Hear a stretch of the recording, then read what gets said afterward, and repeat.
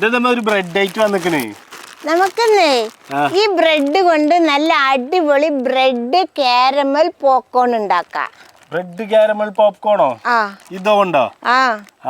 നല്ല സിമ്പിൾ ആയിട്ട് ഉണ്ടാക്കാം, നല്ല സൂപ്പർ ആയിരിക്കും. അപ്പൊ ഉണ്ടാക്കി നോക്കാം.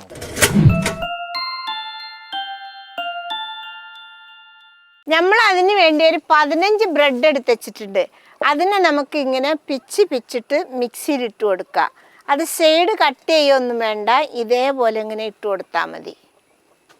നമ്മൾ ജാറിലേക്ക് കൊള്ളുന്നത് മാത്രം ഇട്ടാൽ മതി. ഇത് നന്നായിട്ടൊന്ന് പൊടിച്ചെടുക്കണം, അതിനാണ് മിക്സിയുടെ ജാറിലേക്ക് ഇട്ട് കൊടുക്കുന്നത്. നമുക്കിനി ഒന്ന് കൊണ്ടുപോയിട്ട് നന്നായിട്ട് പൊടിച്ചു കൊണ്ടുവരാം. ഇത് കണ്ടില്ലേ മക്കളെ, ഇതേപോലെ നൈസായിട്ട് പൊടിച്ചെടുത്തിട്ടുണ്ട് കേട്ടോ. നമുക്കിനി ഇതൊരു പാത്രത്തിലേക്ക് കൊട്ടിക്കൊടുക്കാം.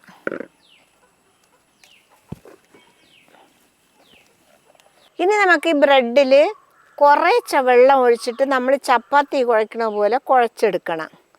തോന വെള്ളം ഒഴിക്കരുത്, കുറേശ്ശായിട്ടാണ് ഒഴിക്കാൻ പാടുള്ളൂ. ഇത് നമ്മൾ പൊടിച്ചാൽ കുറേ മാവുള്ളതുപോലെ നമുക്ക് തോന്നും. അതുകൊണ്ടാണ് നമ്മൾ തോന വെള്ളം അങ്ങ് ഒഴിച്ചു കൊടുക്കും. ഇത് പൊടിച്ച് കഴിഞ്ഞാൽ കുഴച്ച് കഴിഞ്ഞാൽ ഇച്ചിരിയേ ഉണ്ടാവുള്ളൂ. അതുകൊണ്ടാണ് പറഞ്ഞത് കുറച്ച് വെള്ളം ഒഴിച്ച് കുഴച്ചാൽ മതി എന്നുള്ളത്. ഇത് കണ്ടില്ലേ, ഞാനിപ്പോൾ 1/2 കപ്പും ഒരിച്ചിരി കൂടുതലും വെള്ളം ഒഴിച്ചിട്ടുള്ളൂ. മക്കളെ, ഇത് നമ്മൾ കുഴയ്ക്കുമ്പോൾ നമ്മൾ ചപ്പാത്തിക്ക് ഒരു സോഫ്റ്റ് കിട്ടാൻ വേണ്ടിയിട്ട് ഒന്നുകൂടി സോഫ്റ്റായിട്ട് കുഴയ്ക്കുമല്ലോ, ഒരു ചെറിയ ലൂസിൽ, അതേപോലെ വേണം കുഴയ്ക്കാൻ കേട്ടോ. അങ്ങനെ ആവുമ്പോഴാണ് നമുക്ക് നമ്മളെ ഉരുളകൾ കറക്റ്റായിട്ട് വെന്ത് വരുള്ളൂ. ഇത് കണ്ടില്ലേ മക്കളെ, നമ്മളെ ബ്രെഡ് പൊടിച്ചത് നന്നായിട്ട് ഞാൻ കുഴച്ചെടുത്തിട്ടുണ്ട്. ഇനി നമുക്കിതിൽ ചെറിയ ചെറിയ കഷ്ണം ഇച്ചിരി ഇതെടുത്തിട്ട് നമുക്ക് ഉരുട്ടിയെടുക്കാം. വല്ലാതെ ചെറുതും വേണ്ട, വല്ലാതെ വലുതും വേണ്ട, ഒരു ഇടത്തരത്തിൽ ഉരുട്ടിയാൽ മതി കേട്ടോ. കണ്ടില്ലേ, ഇതേപോലെ സൂപ്പറായിരിക്കണം കേട്ടോ. എല്ലാതും നമുക്ക് ഇതേപോലെ ഉരുട്ടിയെടുക്കാം. ഇത് കണ്ടില്ലേ, എല്ലാതും ഇതേപോലെ ഉരുട്ടിയെടുത്തിട്ടുണ്ട്. ഇതിൽ ഒരു വിള്ളലോ ഒന്നും പാടില്ല. പക്ഷെ വിള്ളലുണ്ടെങ്കിൽ നമ്മൾ പൊരിക്കുമ്പോൾ ആകെ വെണ്ടുപോകും, എല്ലാ എണ്ണയും കുടിക്കും. അതുകൊണ്ടാണ് വിള്ളാൻ പാടില്ല പറഞ്ഞത്. നല്ല സൂപ്പറായിട്ട് എല്ലാതും ഉരുട്ടിയെടുത്തിട്ടുണ്ട്.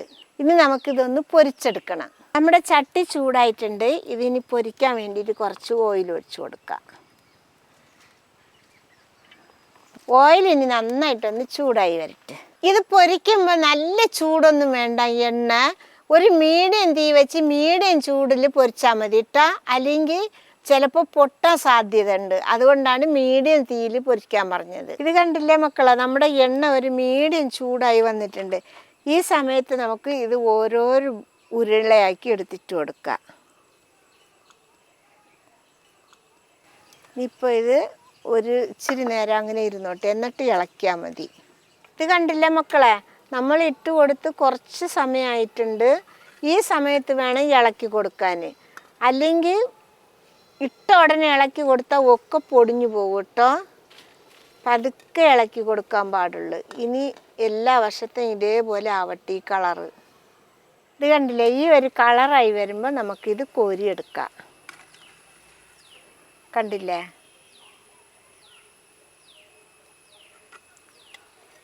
ഇതേപോലെ എല്ലാതും ഇതേപോലെ പൊരിച്ചെടുക്കാം. ഇത് കണ്ടില്ലേ മക്കളെ, ഇപ്പം നമ്മൾ എല്ലാതും പൊരിച്ചെടുത്തിട്ടുണ്ട്. കണ്ടില്ലേ, ഇതാ മേലെ മുരുമുരന്, അടിയിൽ നല്ല സോഫ്റ്റുമായിട്ടാണ് ഇരിക്കുന്നത്. കണ്ടില്ലേ, ഇത് ഇതേപോലെ തിന്നാൻ തന്നെ നല്ല ടേസ്റ്റാണ്. എന്നാലും നമ്മൾ ഇതിൽ ഒരു പണിയും കൂടി ചെയ്യാനുണ്ട്. ഇനി നമുക്ക് ഇതിന് വേണ്ടിയിട്ട് ഒരു കാരമൽ ഉണ്ടാക്കിയെടുക്കണം. അതുണ്ടാക്കാം. കാരമൽ ഉണ്ടാക്കാൻ വേണ്ടിയിട്ട് ഞാനൊരു 1/2 കപ്പ് പഞ്ചസാരയാണ് ചട്ടിയിലേക്ക് ഇട്ട് കൊടുക്കുന്നത്. അതിൻ്റെ കൂടെ തന്നെ ഒരു 1/4 കപ്പ് വെള്ളം കൂടി ഒഴിച്ചു കൊടുക്കാം.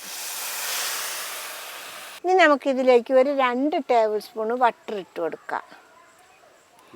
അത് ഇനി നന്നായിട്ടൊന്ന് പഞ്ചസാരയൊക്കെ കലഞ്ഞ് ബട്ടറൊക്കെ കലഞ്ഞ് നല്ല കാരമലായി വരട്ടെ. അതുവരെ നമുക്ക് കത്തിച്ചു കൊടുക്കാം.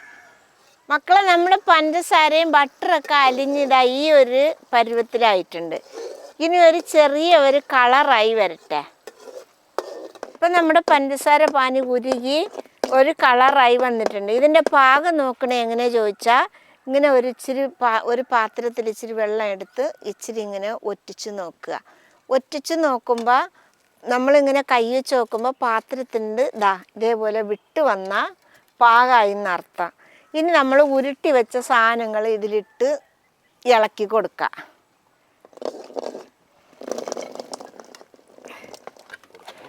ഈ തീയിൽ തന്നെ വെച്ചിട്ട് നമുക്ക് നന്നായിട്ടൊന്ന് ഇളക്കി കൊടുക്കാം. ഇനി നമുക്ക് ഈ ചൂടോടെ തന്നെ ഒരു പാത്രത്തിലേക്ക് ആക്കി വെക്കാം.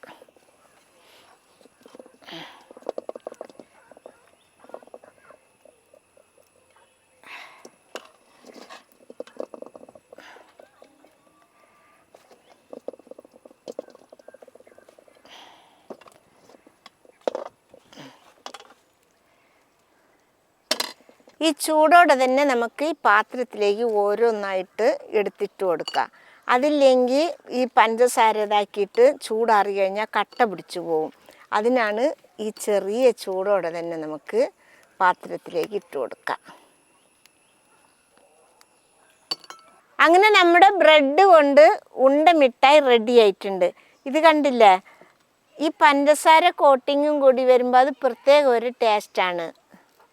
കണ്ടില്ലേ, ചുറ്റും പഞ്ചസാര. ഇത് നമുക്ക് ഇവിടെ അടുത്തൊരു അംഗനവാടി ഉണ്ട്. അവിടെ കുറച്ച് കുട്ടികളുണ്ട്. ആ മക്കൾക്ക് ഇത് കൊണ്ടു കൊടുക്കുക. ആ മക്കൾ കഴിച്ചിട്ട് ഇതിൻ്റെ ടേസ്റ്റ് എങ്ങനെയുണ്ടെന്ന് പറയട്ടെ.